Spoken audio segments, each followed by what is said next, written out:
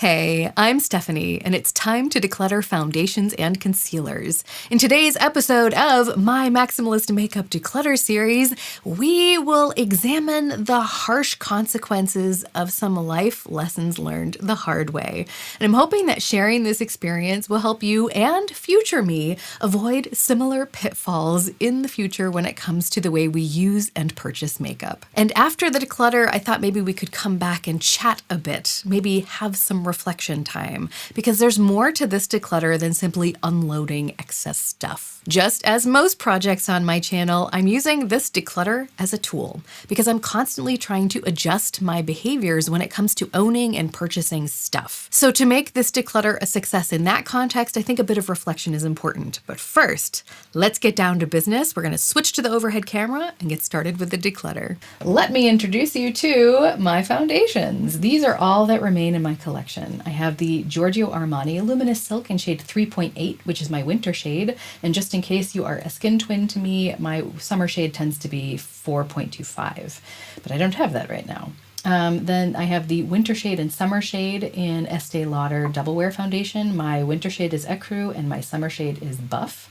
And a lot of times I'll mix these in the times in between because Buff is, I think, my darkest that I ever get. This is the VK 11 palette from RCMA, which is great because I can do foundation, concealing, highlighting, contouring, and even bronzing with this palette. So it's a great travel palette. And I have also used it to do makeup for my colleagues. It doesn't happen often, but when it does happen, this is a great little palette to do that.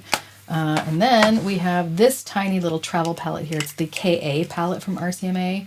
And this is also just really useful if I'm traveling with only a carry-on and I can't bring many liquids with me. This is a great alternative for foundation and concealer.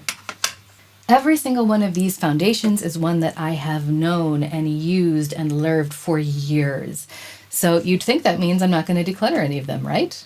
Wrong. And the reason is because of my own foolishness. Here's what happened. I, during my no-buy year, spent a lot of time project panning, especially foundations, because I realized that my foundations would probably be expiring at some point, so I wanted to start using them up more consciously. And what did I do? I started with my least favorite foundations because they were the cheapest.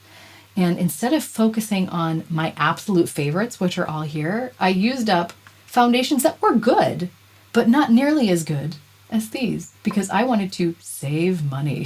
I didn't want to have to go out and repurchase one of my favorites if I needed it for a special occasion, so I wanted to save it. But here I am now, and some of these have expired, which means I saved it for nothing. I saved it for the trash. So learn from my mistakes. Don't do what I did. Use your favorite things. And that is what I've learned to do. And about halfway through my no-buy year, I realized that I was using up products that weren't my favorites, and so I started focusing more use on these. But it wasn't soon enough for this foundation. The Giorgio Armani Luminous Silk is always one that I could just pretty much slap on my face without any second thoughts, and it would just look great no matter what I did. I didn't need a lot of prep, a lot of finessing, it just worked. But then there was a phase where it wasn't separating, it didn't smell funny, it wasn't irritating my skin, but it wasn't sitting quite the same way on my skin, and I really had to finesse it in order to make it look good. And now it has finally come to a point where no matter what I do, no matter what products I use, what application techniques I use, this no longer looks good on my skin. It just always looks bad. And that tells me it is time. It must now leave my collection. And the good thing is I reached it in time. So I used it to about here. You can't tell right now because the product has settled on the sides, but if I left it upright for a while, you'd see that it settles down, and it settles to just the top of the G on Giorgio. So I used most of it, but I still feel like it's a shame. I could have gotten that last 10% out had I not been foolish. Use your favorite things. That's what I will do from now on. So this is moving out simply because it's too old. Another product that's going to be leaving my collection for the same reason, because it has aged out, is this RCMA VK 11 palette. This thing has been around the world and back with me. It has done my makeup, it has done my colleagues, my friends, my family's makeup. This thing came with me everywhere and it was beautiful, worked beautifully, but now it's no longer functioning like it used to, and it's starting to get a very faint Play-Doh-y smell, which means it is time for me to say goodbye to this palette. Do I think I'll repurchase this? It is a very large possibility that I will at some point, but I want to refine my collection first. I want to fully organize everything, fully declutter everything, and once I see what I still have, then I can tell if this still has a place in my collection. I can imagine that it would, because it's lovely and it worked so well. Because I could use it for everything: my own foundation, my own concealer, bronzing, contouring, highlighting, but I could also use this on other people because I would just scrape a little bit of it out and then use it on a palette, and this was a great companion. So I will consider repurchasing this, but not right now. Another item aging out of my foundation collection is this smaller RCMA palette, because it is also not functioning as it used to and ever so slightly smells of Play-Doh, which tells me it is time to say goodbye. But because of its small, convenient travel format, I do think that I will be replacing this one very soon. So I have to say goodbye, but it will get replaced. Which leaves me with these two lone foundations in my collection, the Estee Lauder Double Wear in Ecru and in Buff. So I have my winter and my summer shades still.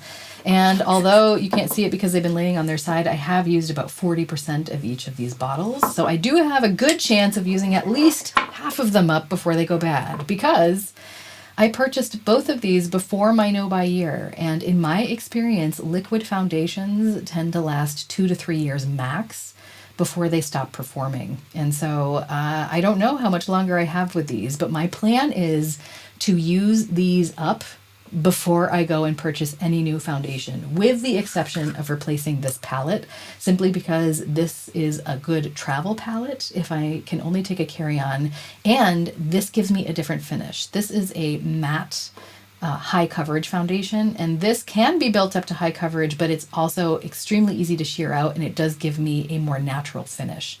So I do think it's worth repurchasing this one right now, but other than that, these are the only two liquid foundations that I will be using until they no longer work. And then I will be able to go on the fun adventure of deciding whether I want to repurchase any of my old favorites, or if I want to try something new. To be honest, I'm kind of excited about trying something new, but I'm waiting until I finish these. So this is the final result of my foundation declutter. I am keeping 2 and I am getting rid of 3, although I will be repurchasing this, so I think my ultimate collection will look like this. Welcome to my concealer collection. These are the only concealers that remain after 2 years of no buying, slow buying, and decluttering. I have Lancome's Teint Idole Ultra Wear All Over Concealer in the shade either 215 or 23, because depending on the country you buy this in, they have different numbers. So I think they call it the shade Buff, at least here in Europe. That's what they call it. Then we have the Estee Lauder Double Wear Stay in Place Flawless Wear Concealer in the shade 1W and the shade 2N. And then we also have the Dior Forever Skin Correct Concealer. This, however, is the old formulation. They have since reformulated it to be clean. I've heard great things about it, that it's still just as good, but anything I say about this concealer today, you're going to have to take with a grain of salt because this is the old formula. I can already tell you right now, I don't plan on decluttering any of these because I know exactly what they do and I use them for specific purposes. This Lancome Teint Idole Ultra Wear All Over Concealer is probably the highest coverage concealer that I currently have, and it's a very thin formula. I don't know if you can see that, but it's almost slightly watery, and that's actually a really nice quality in this concealer because I feel like it's very lightweight under the eyes. However, it is ever so slightly drying. I have oily skin, but I have dry skin under my eyes. And because my skin is maturing, it also has some texture and some crepiness.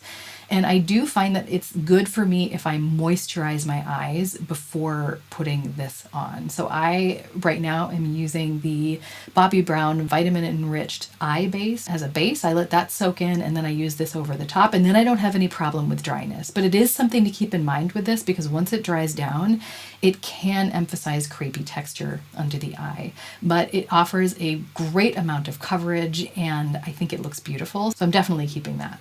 The Estee Lauder Double Wear Stay in Place Flawless Wear Concealers I have in 2 shades. One is more of my winter shade, one is more of my summer shade, and so I feel like it makes sense to keep both of those.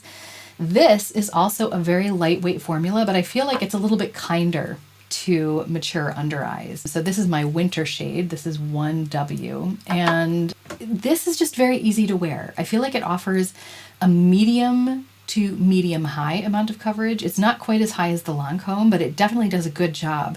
But it just sits on the skin so nicely. I don't have to finesse it. If I don't happen to have my under eye primer with me, I can still get away with this quite easily, whereas this one takes a little bit more finessing with moisturizer. And the same goes for the darker shade, of course. They both work beautifully. And I just have the different shades for the different times of year. But I definitely plan on using these formulas either until they are gone or until they expire.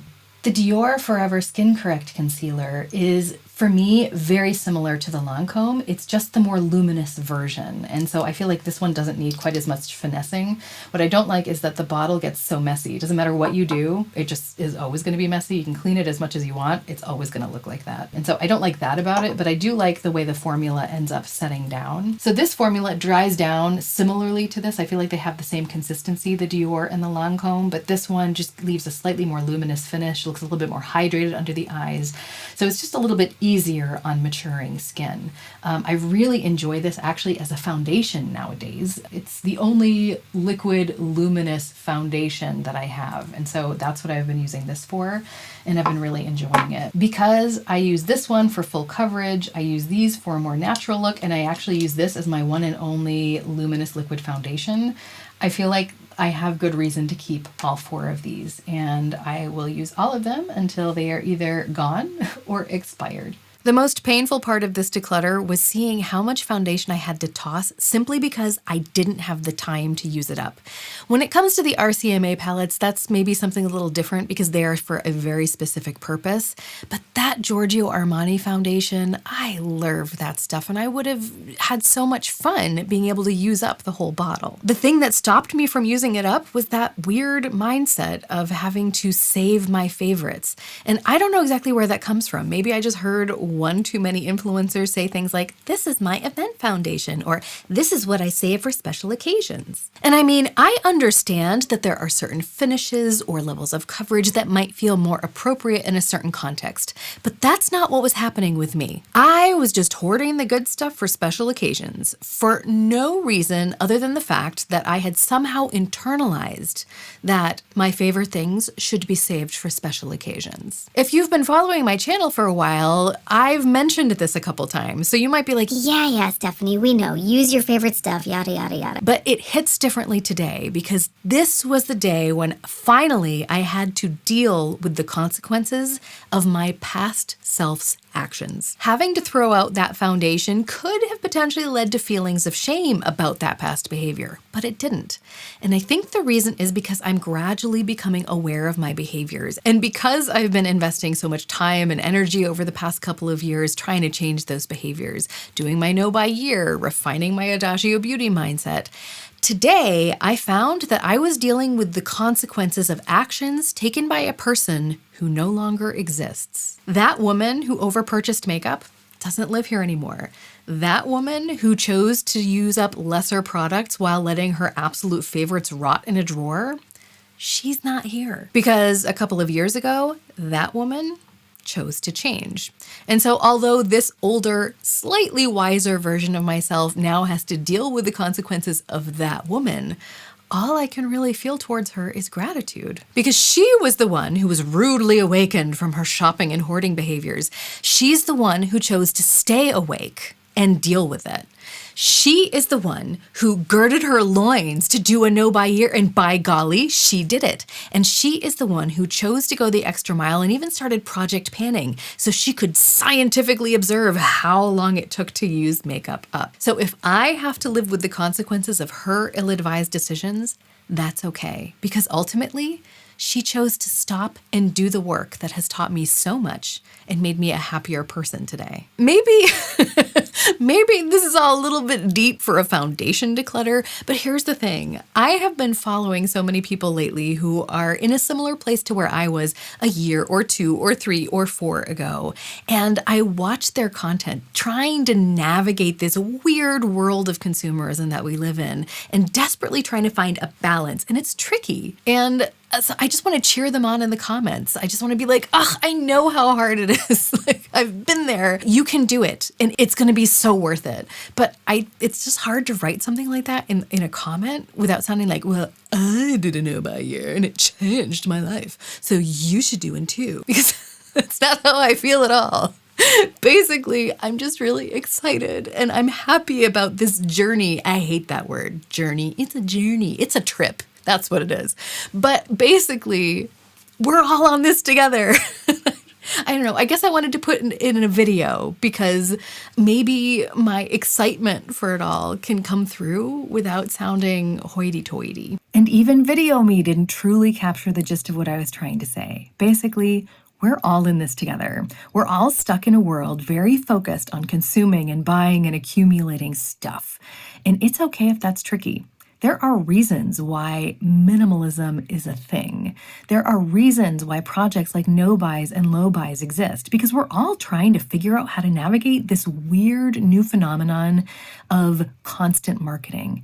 Everywhere we turn, anytime we try to have a normal social interaction with friends, even on social media, it becomes an ad fest. And it's difficult to figure out how to deal with that and connect that to things like the stress in our lives and retail therapy. Like, it's okay to struggle with those things. I think the important part is that we do try to grapple with them and that each of us finds the tools that work for us. For me, it was a no-buy that kicked it all off, and Adagio Beauty has been helping me ever since. But I'm still struggling with it. It's not like I am home free and now I'm never going to buy anything in my life.